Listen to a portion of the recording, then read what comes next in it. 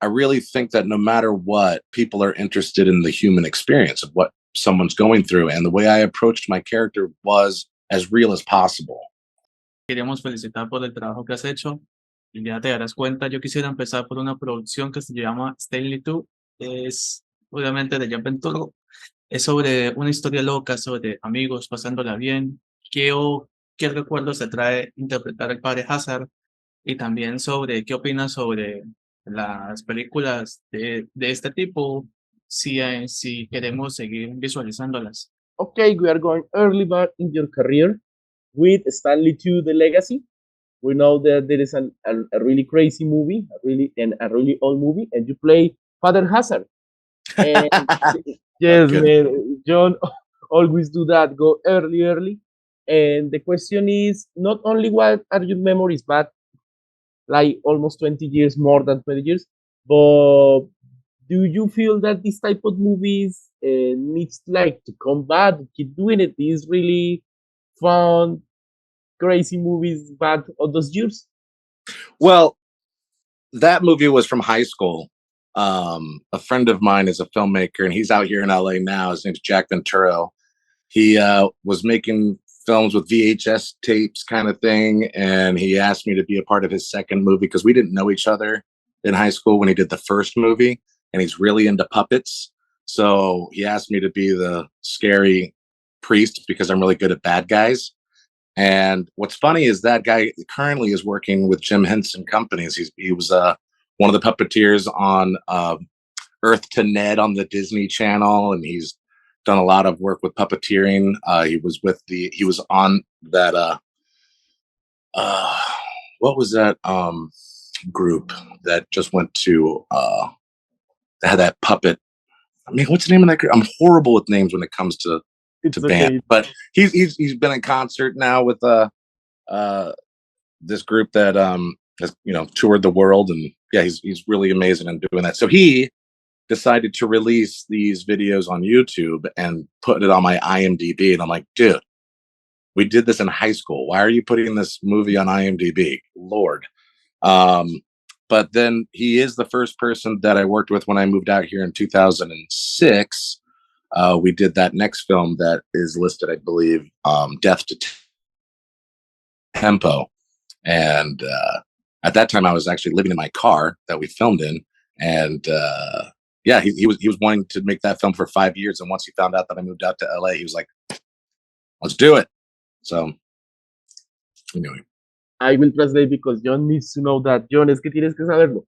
Sí, esto es de Jatenjor, pero esto fue un proyecto que hizo en mi colegio, o sea, en VHS.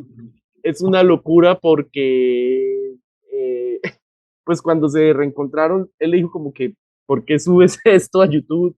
Si él ahorita ya está trabajando incluso con la compañía Jim Henson, e incluso, aquí me tienes que ayudar si te sabes el dato. Él es uno de los, sería como, sí, como titiriteros, por así decirlo, que hizo un tour con una banda que siempre usaba, porque Chad siempre ha hecho películas con marionetas.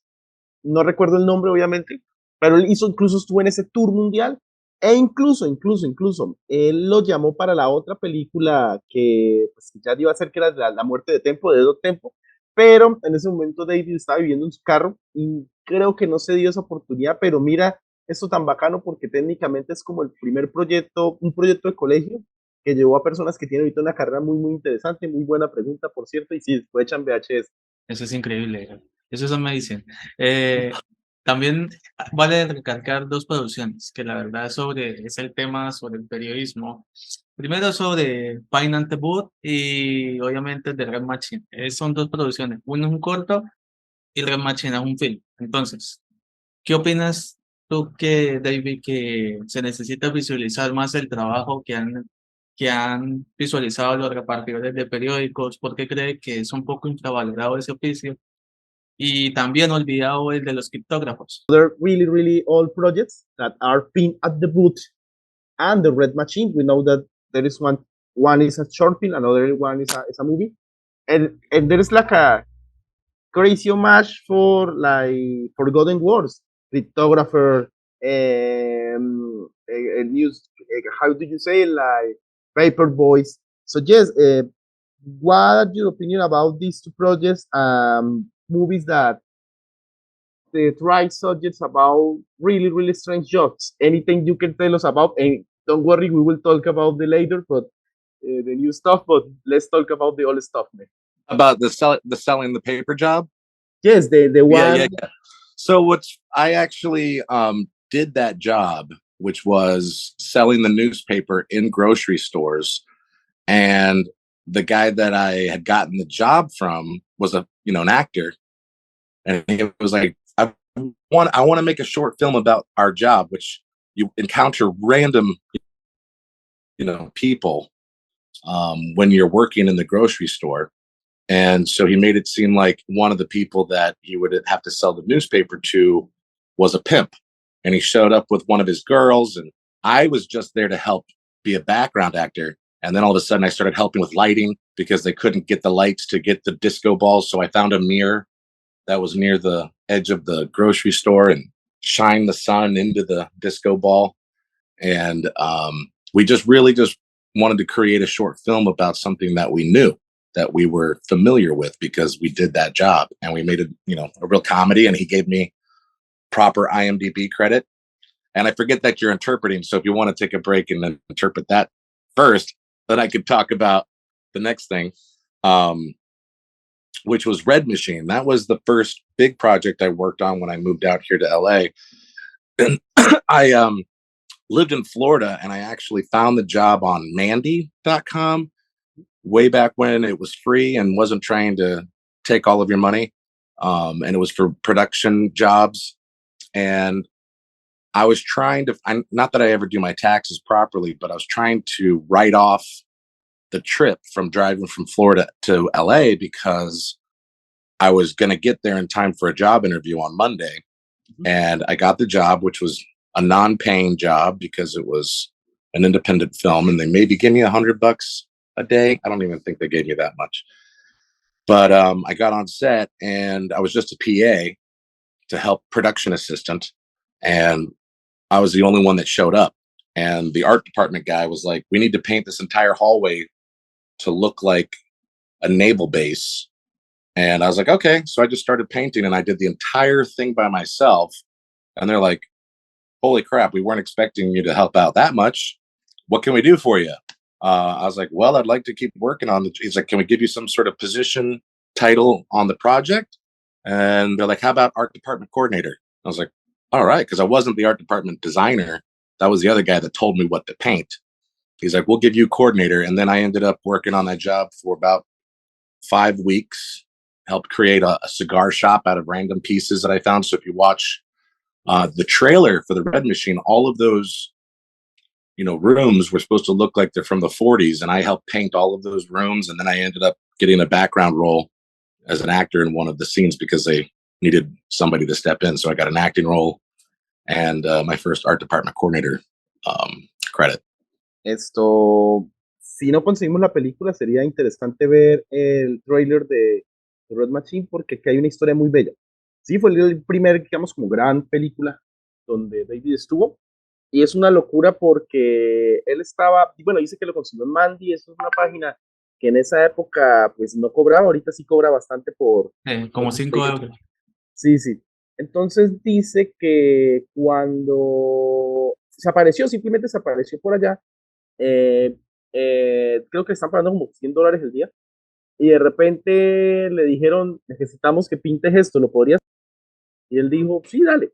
Resulta que cuando lo pintó y lo hizo muy bien, creo que era unas cuestiones que tenían que verse como la marina, le dijeron, oye, lo hiciste muy bien, ¿quieres que te demos un puesto? Se volvió como la especie, como el coordinador de arte, y todo lo que tú ves en esa película, las tiendas, todo, él lo hizo. Él dice que nos invita a ver el trailer, dice que eso fue algo genial porque fue una forma interesante de entrar a la industria. Y sobre Pinas debut, pues sorpréndete. Resulta que él trabajaba de repartidor de periódicos. Lo chistoso es que fue un proyecto donde se le acercara a la gente, digamos como una especie de documental, y le decían, sí, tienes que hacer el trabajo que haces en tu vida real, y se te va a acercar pues este pin. Tú sabes que un pin es un proxeneta. Y empezaron a hacer una comedia en torno a eso, pero pues ellos jamás pensaron que sí, que fuera un proyecto que fuera pues a salir también en ese sentido, porque pues fue muy gracioso, y pues surgió algo así como al azar. Eso es increíble. Bueno, hay tres en una, pero obviamente no voy a extenderme, sino más bien sobre los personajes. Él mencionaba el proyecto de Jan Venturo sobre la muerte de Tempo. Y está un corto que se llama Grounds y está Average Joe, que es una serie.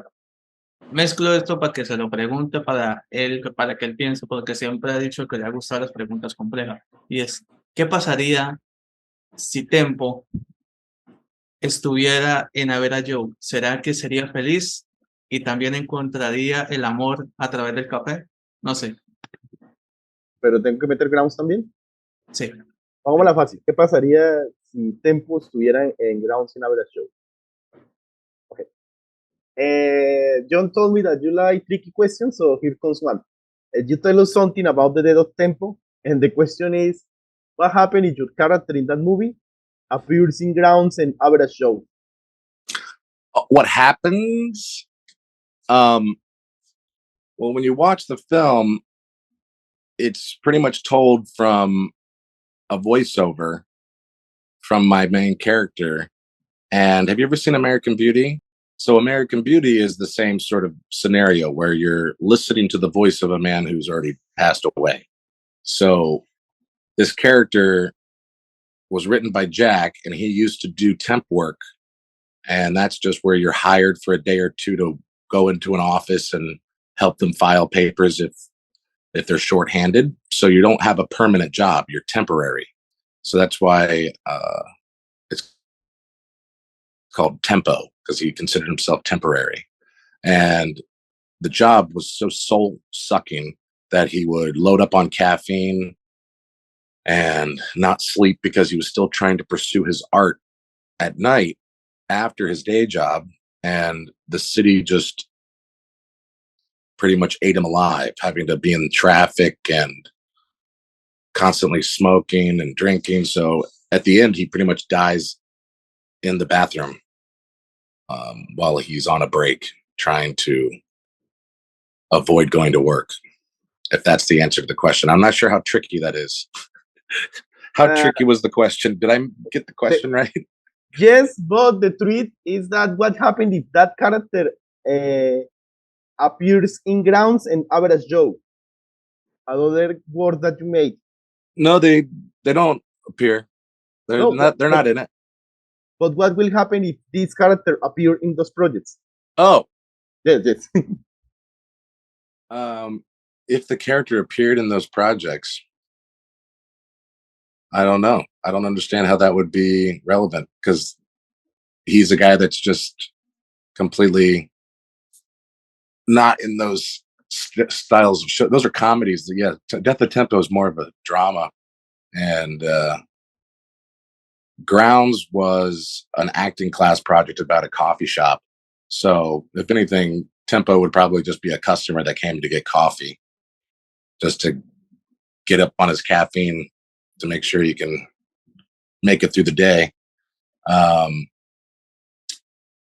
Average Joe, that was a project that is a web series about a guy that just, I don't know, he's got the weirdest friends.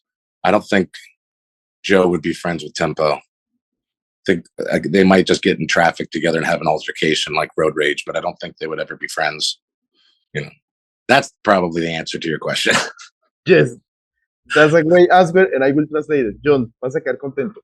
Obviamente tú sabes que Tempo es la historia de una persona que hace trabajos temporales y que él intenta evitarlos, pero pues bueno, el mismo título lo dice, muere intentando evitar esos trabajos. Dice que en Grounds sería simplemente otra persona que va a esa cafetería, tal vez para intentar tomar café e intentar llevar a cabo esa misión que él tiene, de evitar hacer esos trabajos, que por cierto se basa un poco en la vida de Jad, el director, porque él siempre hizo esos trabajos temporales pues para poder perseguir su sueño de ser cineasta. Y en ahora Joe dice que no se llevaría muy bien con el protagonista, cree que es la persona que tiene los pares más extraños del mundo y cree que se pelearían. Obviamente es una excelente respuesta. Oh, eso es increíble. Bueno, llegó el momento, esperábamos tormento. Eso es algo, hombre, la vi en Amazon Prime y créame que me voló la cabeza de principio a fin. yo te digo algo, todos los personajes están muy bien construidos, el tuyo es el que más me infartó porque obviamente uno siente la rabia que da su personaje, pero mi opinión es, o mi pregunta es, ¿qué perspectiva tienes sobre las injusticias que hay en este tipo de historias, más en los personajes, que se convierten en un principio secundario y resultan siendo el protagonista más que los propios robots y más que el personaje de José Rosete, que obviamente, pues, pues lastimosamente no concede entrevistas, pero por lo menos él felicita el trabajo pues, de nosotros y de todo el grupo. Entonces, ¿qué opinas? Okay, finally, Monster of Men. This movie in Latin America is on Amazon. And yeah, man, the question is, what do you think about? Oh, I hope I understand the question. The subject of injustices and the things that happen in this movie or in this kind of movies, in which characters like yours, for example, uh, that somehow is kind of like a secondary character became a principal character, even more important of that the robots and the protagonists. And by the way, we Jose Roset doesn't said the interview, but he told us that he really congratulates the whole cast, that the whole cast did an amazing job, and of course you made part of the cast of this movie that we think that needs to be seen more, doesn't need to be like an underdog movie, but more known. So tell us about that. This film, it was more of a fantasy when we shot it. We shot it back in 2016, and AI has always been a thing, like Terminator and Chappie. I mean, these other previous films that have come out that kind of show robots getting AI. But we didn't get to release it until the end of 2020 due to the CGI took 2 years at least, because it was very, very detailed and probably some of the best CGI I've ever seen. Something that would have cost maybe 30 to 40 million anywhere else. But this came out just at 3 million at the end of the film. The story is more relevant nowadays with AI being so, predominant in the culture right now, with AI art, AI music, AI writing, robots that Elon Musk is joking about, and seeing these facial expressions and these answers coming from Google. I mean, it's getting really crazy. And as far as the second part of the question, I think you were mentioning, how does a secondary character like mine become so important? Um, I really think that no matter what, people are interested in the human experience of what someone's going through. And the way I approached my character was as real as possible. Um, Somebody who's doing his job, somebody who tries to hide the fact that what he thinks he's doing is right or wrong. Because in the end, he knows he's doing wrong, but that's because innocent people started to die. So he started to see that he was responsible for it. So was trying to do things that could possibly forgive himself for doing what he was having to do at gunpoint, So there is some justification that he felt that he had no choice to do a lot of things that he was doing. But I don't think I understood the third part of your question. After the part about the character becoming more predominant. What was the third part? In fact, it was two parts, but man, that was an amazing answer. I will translate it to Jhon because Okay.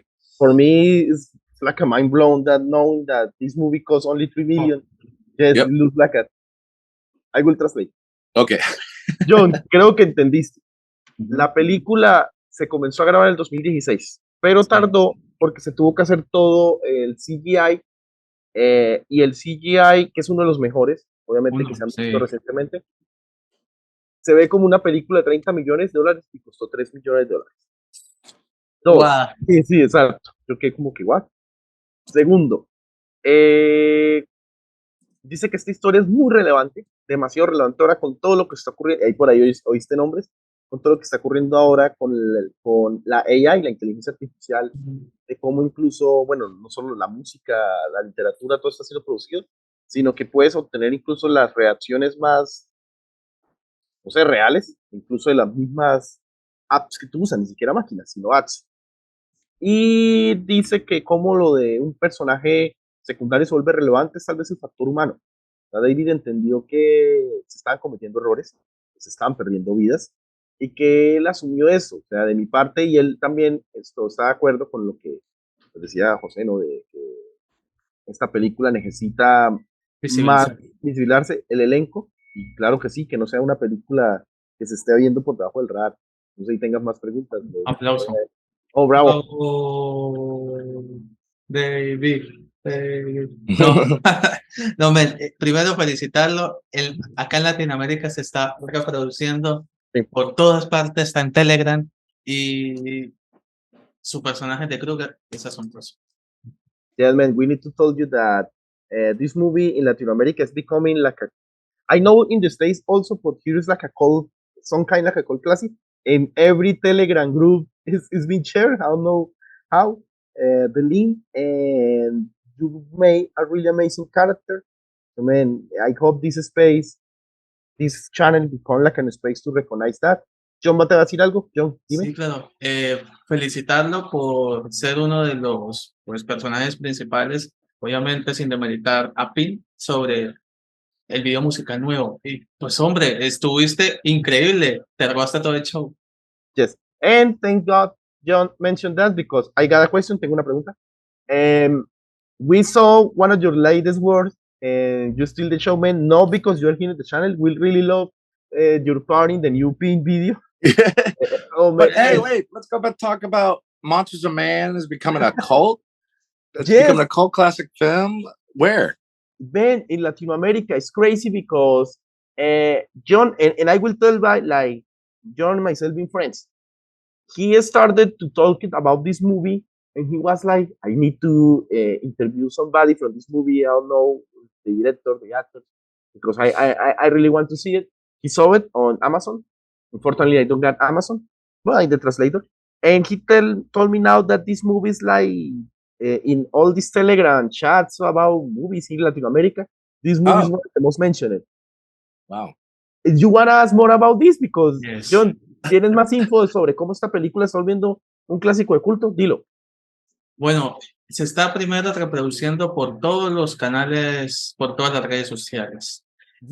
Pues para ellos opinan no solo en foros en Quora, también en foros, por ejemplo, en Internet, por ejemplo, siempre hacen preguntas, ¿cómo le parece la inteligencia artificial en Masterman? ¿O qué opinas sobre los personajes y todo? Pero siempre se roba la atención es, obviamente, Kruger, porque Kruger es como la mente maestra. Porque yo sé que los amigos de él en ese entonces, pues eran sí personajes principales, eran los que mandaban, los que más tenían, pero él tenía más humanidad.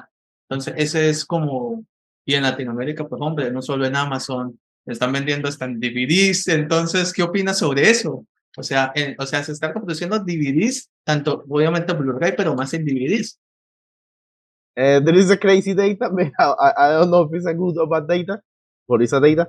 Yes, John is telling me that in all these pages, Quora, Telegram groups, they're talking about the movie and they're talking about the characters and how your character is like the brain inside the history. Because yes, we know that there are other characters that are important, but you become like the brain in this movie. But a crazy data. This movie is also, and I need to see it with my own eyes. You know that in Latin America, and yes, it's some kind of embarrassment.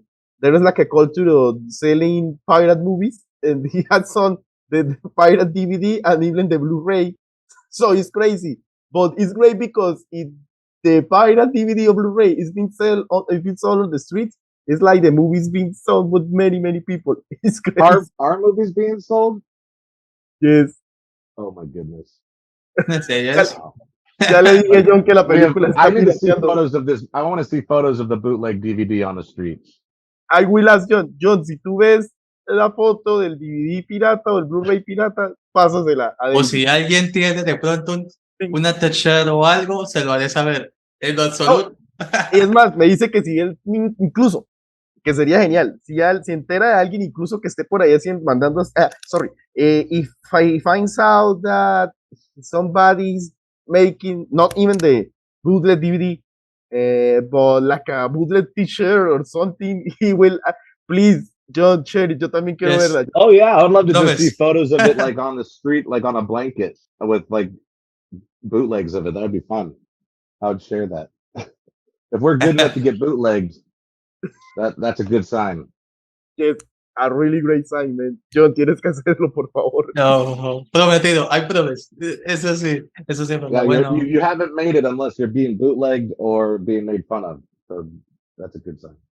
Yes, a really good sign. And Jhon, las redes. sí, por favor. David, the camera is yours. Tell your social media so people can follow you. If there is a project that you want people stay like, or alert, say it. If you want to send a hi to the channel, to Latin America, to the people that is watching the movie on Amazon or Google, go ahead, man. Yeah, well, the Pink video is out. That's a great one. It's called Never Gonna Not Dance Again.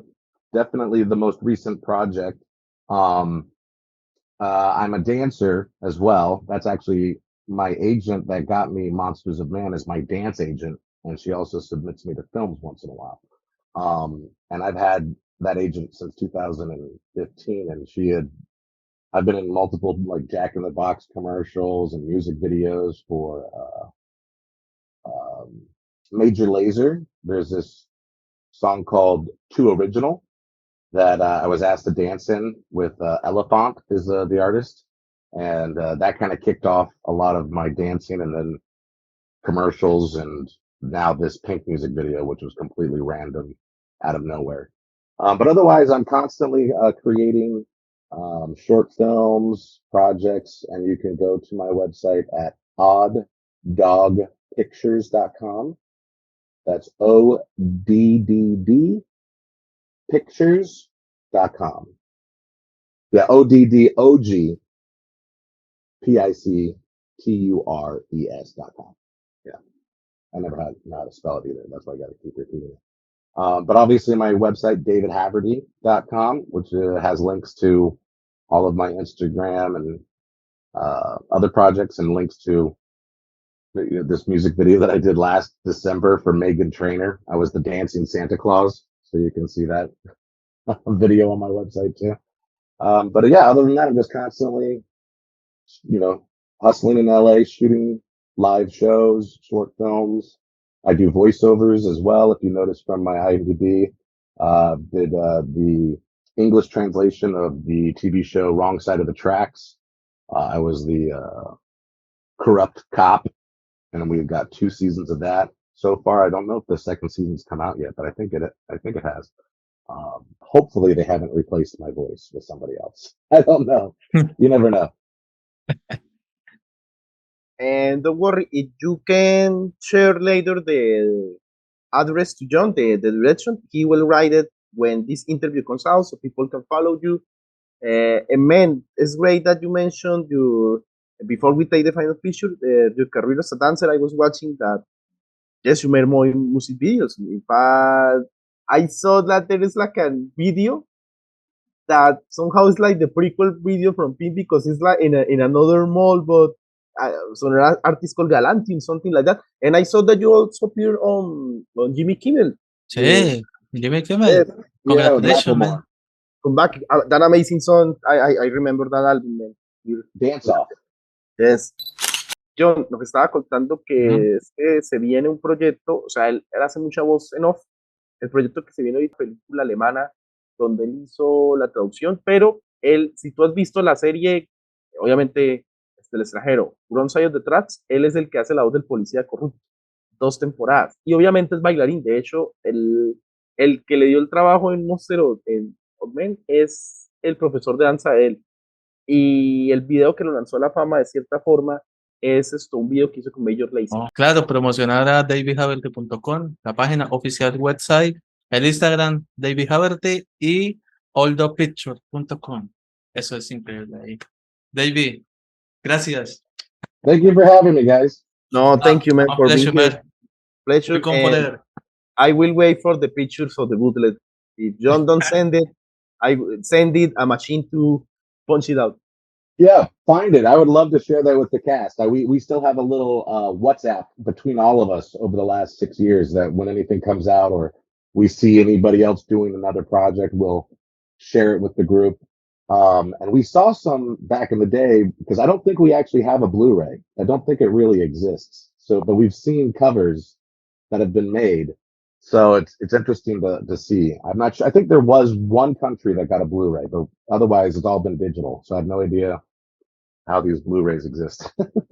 Maybe that Yeah. country is Colombia. But I Yeah, will tell but they Jhon. have our director put out an amazing behind the scenes process of how he shot it. We shot with 4 reds at all times. It was 4 camera coverage. He shot the entire film in 7 weeks, and my part was only like 10 days that we shot. And the way that he did it was like with one light. He only had one by one LED light. Everything else was natural light. There was no trucks. It was just guys with like, cases of cameras and lenses and one guy with a boom.